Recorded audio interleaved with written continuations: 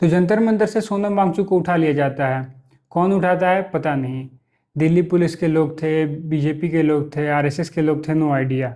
उससे कुछ टाइम बाद दिल्ली पुलिस का ट्वीट आता है कि कोर्ट के ऑर्डर के हिसाब से हमने सोनम वांगचुक को प्रोटेस्ट साइट से उठा के हॉस्पिटल में शिफ्ट कर दिया है। लेकिन इन सब चीज़ों के पीछे कितनी बड़ी प्लानिंग लगी थी, बिहाइंड द सीन क्या क्या हुआ था, चलिए समझते हैं आज के इस वीडियो में। तो ये सब शुरू होता है सीजेपी के प्रोटेस्ट से। सीजेपी नीट लीक पेपर को लेकर प्रोटेस्ट कर रही थी, तो वहाँ पर स्टार्टिंग में सरकार ने उस पर ज़्यादा ध्यान नहीं दिया। उनको लगा 2-4 दिन का प्रोटेस्ट होगा, ख़त्म हो जाएगा। लेकिन जैसे जैसे वहाँ पे लोग जाने लगे, वैसे सरकार ने उसको as a anti national narrative चलाना शुरू कर दिया कि ये सब एंटी नेशनल फंडेड हैं, इनको चाइना और पाकिस्तान फंड कर रहा है। फिर भी लोग आ रहे थे, तो उन्होंने कुछ गोदी इन्फ्लुएंसर्स का यूज़ करके उस प्रोटेस्ट का मजाक बनाने का ट्राई किया, जिसमें भी सरकार पूरी तरह से असफल रही। और फिर इस प्रोटेस्ट को ज्वाइन करते हैं सोनम वांगचुक। इसके बाद फिर धीरे धीरे प्रोटेस्ट ठंडा होने ही लगा था, तब तक सोनम वांगचुक ने 28 जून 2026 को एक इंडेफिनिट हंगर स्ट्राइक स्टार्ट कर दी, जिसमें उनका ये मानना था कि जब तक सरकार हमारी बातें नहीं सुनती तब तक मैं कुछ नहीं खाऊंगा। शुरू में मोस्टली लोगों को लगा कि ये भी 2-4 दिन में ख़त्म हो जाएगा, हंगर स्ट्राइक है, लेकिन ये काफ़ी टाइम तक कंसिस्टेंट रहा। फिर धीरे धीरे जब ये हंगर स्ट्राइक 10-15 दिन से ज़्यादा हो गया, तब जो भी इन्फ्लुएंसर्स थे, नॉर्मल पब्लिक थी, उन सब का अटेंशन इसकी तरफ जाने लगा। और फिर जो ऑपोजिशन पार्टी के लीडर थे वो भी इस चीज़ के सपोर्ट में आए। बहुत से लोग जैसे कि आम आदमी पार्टी के हों या फिर से और भी अलग अलग पार्टी के नेता लोग आके इस प्रोटेस्ट में अपना सपोर्ट दिखाने लगे। इसके अलावा फिर पब्लिक का भी अटेंशन जाने लगा। उसके अलावा और भी कुछ इन्फ्लुएंसर्स भी आए जिन्होंने कि प्रोटेस्ट को सपोर्ट किया। धीरे धीरे ये सब चल ही रहा था, तब पुलिस ने अलग अलग तरीके से प्रोटेस्ट को तोड़ने का पूरा तैयारी किया था। वो कभी कभी प्रोटेस्ट में पानी बंद कर देते थे, तो कभी जो वहाँ पे फ्री में सामान बांट रहे हैं उनके घर पे जाके रेड मारते, उनको धमकियाँ देते, कभी कुछ फ़ोटोज़ लेते लोगों का। उसके अलावा अलग अलग तरीके अपनाए ताकि ये प्रोटेस्ट को पूरी तरह से तोड़ दिया जाए। लेकिन यहाँ पर और ज़्यादा ही सेलिब्रिटी और लोगों का सपोर्ट इसमें मिलने लगा।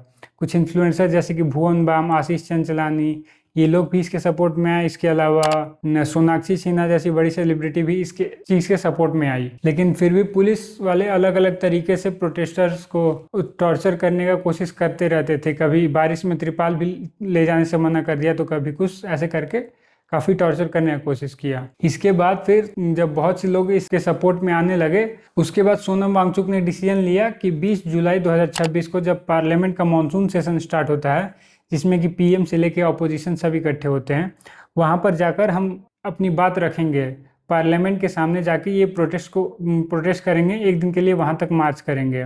क्योंकि अगर सरकार को हमारी बात इतनी दूर से नहीं सुनाई दे रही है, तो हम लोग पास से चल के सरकार को ये सब अपनी बातें रखेंगे सरकार के सामने। तो जब ये हंगर स्ट्राइक 18 से 20 दिन तक कंटिन्यू रहा और सोनम वांगचुक का तबीयत भी बिगड़ने लगा, उनके काफ़ी 8 से 10 किलो वजन कम हुआ था, उनके मसल्स खुद को खाना शुरू कर दिए थे, तब जाके दिल्ली पुलिस ने फैसला किया कि सोनम वांगचुक को वहाँ से हटा दिया जाए। और इसके लिए मिनिस्ट्री ऑफ होम अफेयर्स ने, जिसके कि हेड अमित शाह हैं, उन्होंने 17 जुलाई को सोनम वांगचुक को वहाँ से हटाने के एक दिन पहले दिल्ली का कमिश्नर चेंज कर दिया और नए कमिश्नर को अपॉइंट किया। उसके बाद फिर प्लान किया गया कि इस ऑपरेशन को कैसे प्रॉपरली कैरी आउट किया जाए।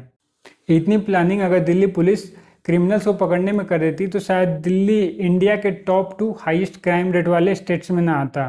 एनीवेज, तो रात को 1:30 बजे के आसपास पार्लियामेंट में जो मानसून सेशन स्टार्ट होने वाला है, उसकी सिक्योरिटी के ड्रिल का बहाना देकर पुलिस पर्सनल को इकट्ठा किया। उसके बाद पुलिस वालों को इंस्ट्रक्शन दिया गया कि 30 सेकंड के अंदर सोनम वांगचुक को वहां से हटा लेना है।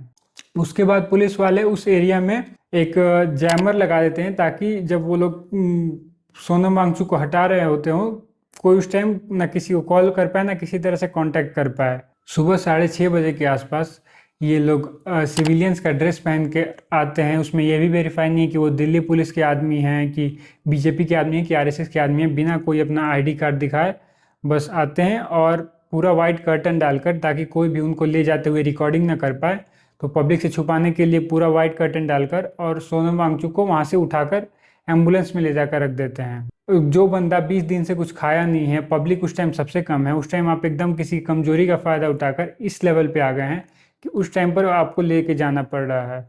कुछ आई विटनेस ने तो यहाँ तक बताया कि उन्होंने इस टाइम के दौरान जो भी वहाँ पे लोग थे स्टेज पे या सोनम वांगचुक से बहुत बदतमीजी से बर्ताव किया। जब मैं यहाँ से निकला फ्रेश होने के लिए, तभी पुलिस के गुंडे यहाँ आए, सोनम सर को घसीट कर गाली गलौज करके लेकर गए।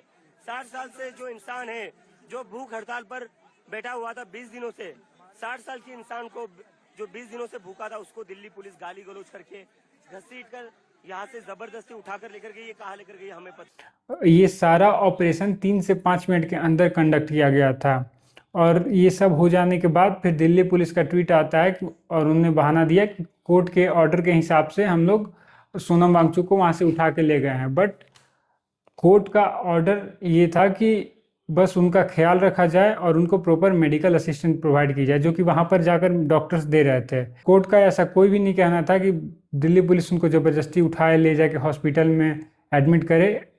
और इस पर रिएक्ट करते हुए हमारे देश के प्रधानमंत्री ने हैप्पी बर्थडे विश किया। मतलब इस इंसान के अंदर इतना ज़्यादा ईगो आ गया है कि ये इंसान अपने सामने किसी की बात सुनने तक को तैयार नहीं है। यही होता है जब आप किसी चाय वाले को एक लॉन्गेस्ट सर्विंग पीएम बना देते हो तो ये खुद को देश का सेवक नहीं बल्कि देश का बाप समझ बैठते हैं। इसके बाद तो खबर तो ये भी आ रही है कि सोनम वांगचुक को ले जाने के बाद पुलिस ने अभिजीत दीपके तक को मारा है।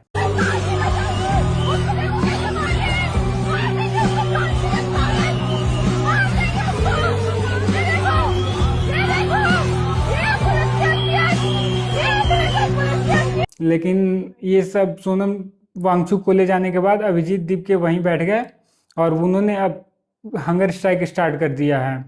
इसके अलावा कुछ लोग ये भी बोल रहे हैं कि ये सब एंटी नेशनल है, तो ये लेफ्टिस्ट प्रोपेगेंडा है। तो ठीक है, कुछ लोग का माइंडसेट होता है गुलामी का, वो लोग अभी तक गुलामी माइंडसेट से बाहर नहीं आ पाए, उनको एक ही पार्टी की गुलामी करनी अच्छी लगती है, तो कोई बात नहीं। लेकिन बाकी जिनको भी आना है प्रोटेस्ट में, वो 20 जुलाई को ज्वाइन कर सकते हैं प्रोटेस्ट और पार्लियामेंट तक चल सकते हैं हम लोग सरकार को जगाने के लिए। तो चलिए ठीक है, मिलते हैं 20 तारीख को प्रोटेस्ट में। बाय बाय, जय हिंद।